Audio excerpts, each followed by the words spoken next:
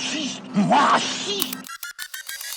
Imaginez-vous, vous êtes à la recherche d'un nouvel appartement, vous avez passé des heures à remplir des dossiers en ligne, à envoyer vos justificatifs, à espérer trouver enfin l'endroit parfait pour vous installer. Vous recevez un mail, c'est une réponse à votre demande. Nous sommes désolés, votre dossier n'a pas été retenu par notre système automatisé de sélection. Vous ne comprenez pas pourquoi. Tout semblait en règle. En creusant un peu, vous découvrez que l'algorithme avait un biais. Il attribuait une moins bonne note à votre candidature à cause de votre nom. Un nom qui ne sonnait pas assez local. Cette scène pourrait sembler fictive, mais elle illustre un problème bien réel. L'IA peut reproduire des biais racistes existants dans notre société. Aujourd'hui, on va voir comment l'intelligence artificielle, loin d'être neutre, peut parfois amplifier ces biais. Est-ce que cela veut dire que l'IA est raciste? C'est ce qu'on va essayer de comprendre. D'où viennent ces biais? Pour comprendre si l'IA est raciste, il faut commencer par parler de ses origines. Contrairement à ce que certains pourraient penser, l'intelligence artificielle n'est pas une entité magique et indépendante. Elle est créée par des humains et elle apprend à partir de données fournies par ces mêmes humains. Et là où le bas blesse, c'est que ces données que nous utilisons pour entraîner ces intelligences artificielles reflètent souvent les inégalités,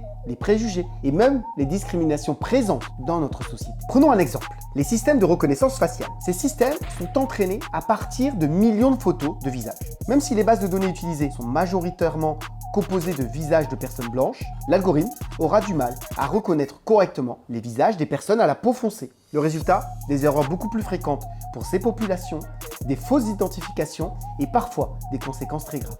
Le processus même de création d'un algorithme comporte souvent des choix qui peuvent sembler neutres mais qui sont en réalité biaisés. Par exemple, la sélection des paramètres ou des métriques à optimiser peut inconsciemment refléter des préjugés ou privilégier certaines populations. Ces décisions, même lorsqu'elles semblent purement techniques, ont des répercussions profondes sur la manière dont l'IA interagit avec différentes catégories de personnes. On va se donner quelques exemples concrets. Des exemples de biais racistes dans l'IA, il y en a beaucoup, malheureusement. Laissez-moi vous en présenter quelques-uns qui ont été largement documentés. Le cas des logiciels de recrutement automatisés. Ces logiciels utilisés par de grandes entreprises pour sélectionner les meilleurs candidats avaient tendance à favoriser des profils masculins et blancs. Pourquoi? Parce que l'algorithme avait été entraîné à partir des anciens CV des employés de l'entreprise, une majorité d'hommes blancs. Sans surprise, l'IA a déduit que ces profils étaient les plus désirables. Autre exemple, les algorithmes de prédiction de récidives criminelles utilisés aux États-Unis. Ces systèmes, censés aider à déterminer si un individu risque de récidiver, se sont avérés biaisés contre les minorités ethniques. Ils classaient systématiquement les personnes d'origine africaine comme étant à plus haut risque. Ces biais ont conduit à des décisions injustes dans les tribunaux, renforçant des stéréotypes négatifs qui sont déjà enracinés dans la société. Les systèmes de reconnaissance faciale ont également été responsables de nombreux incidents inquiétants. Par exemple, plusieurs personnes de couleur ont été arrêtées à tort parce que les systèmes de reconnaissance faciale avaient mal identifié leur visage. Ces erreurs sont non seulement préjudiciables, mais elles peuvent aussi avoir des conséquences graves sur la vie des individus concernés.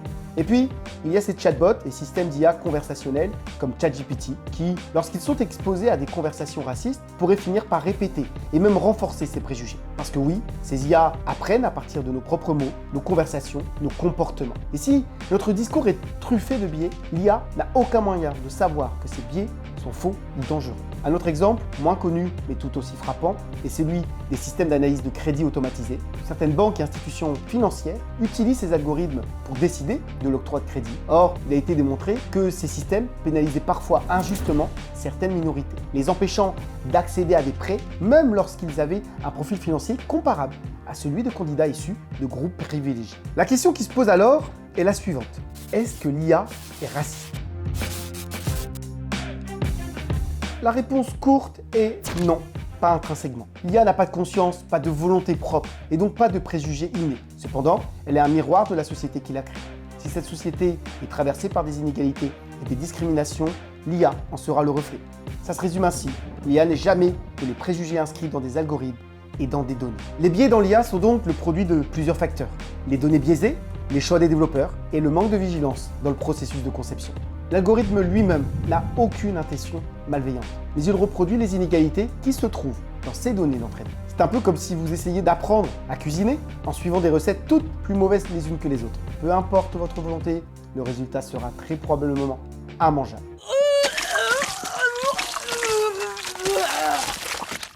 Oh my God. L'IA fonctionne de la même façon, elle apprend de ce qu'on lui donne à apprendre, rien de plus, rien de moins. Il est également important de noter que certains biais ne sont pas nécessairement le résultat d'une intention malveillante, mais d'un manque de sensibilité culturelle ou d'une méconnaissance. Par exemple, si un algorithme est entraîné principalement dans un contexte occidental, il pourrait ne pas comprendre ou mal interpréter certains comportements, expressions ou caractéristiques propres à d'autres cultures.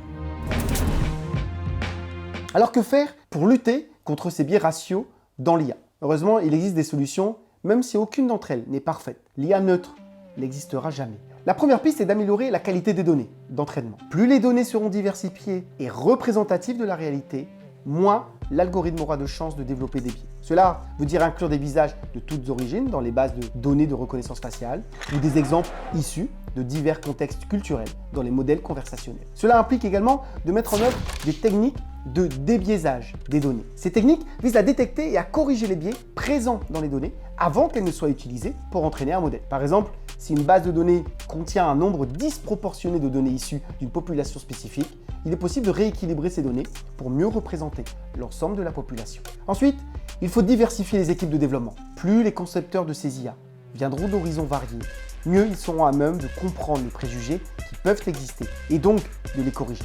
Avoir une équipe diversifiée permet d'apporter des perspectives variées et de minimiser les angles morts. Une étude a montré que les équipes plus diversifiées ont tendance à concevoir des systèmes plus justes, car elles sont plus à même de détecter des biais potentiels. Il est également essentiel de mettre en place des audits indépendants des systèmes d'IA.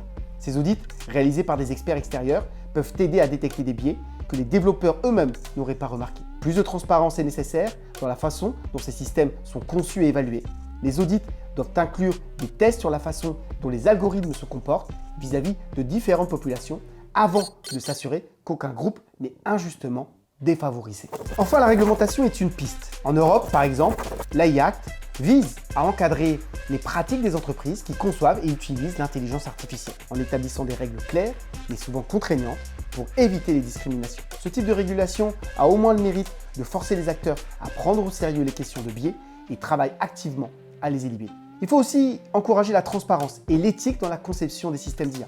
Les entreprises doivent non seulement rendre public leur processus de conception, mais aussi mettre en place des comités éthiques qui se concentrent spécifiquement sur la question des biais et de la discrimination. Cela aidera à responsabiliser les concepteurs et à garantir que les systèmes sont développés en tenant compte de toutes les implications sociales possibles. L'intelligence artificielle n'est donc pas un monstre raciste sorti tout droit d'un cauchemar dystopique.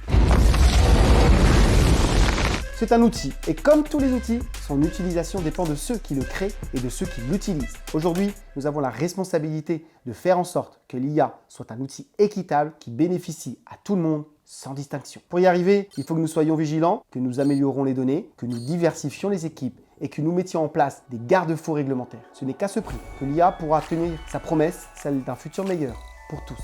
Merci d'avoir regardé cette vidéo. Je suis Cyril de Polaria, votre stratégie guidée par l'humain et l'IA. Si vous souhaitez prendre le contrôle de l'IA avant qu'elle ne prenne le vôtre, nous avons créé un livre exclusif spécialement pour vous, l'intelligence artificielle de la conception à l'usage. Téléchargez-le dès maintenant en cliquant sur le lien disponible dans la description. Et en attendant, vous, avant de vous poser des questions sur les biais de l'intelligence artificielle, vous êtes-vous déjà posé la question de vos propres biais?